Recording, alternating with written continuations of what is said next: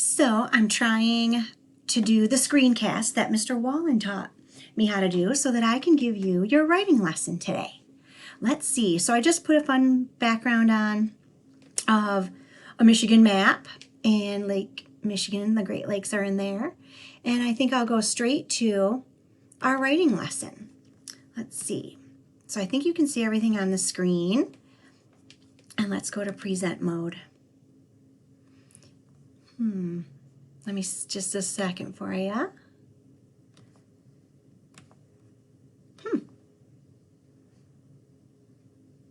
Sorry, everybody.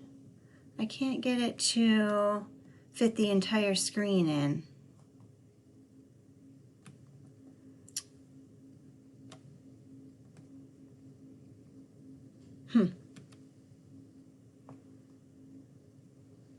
Well, this is just a test.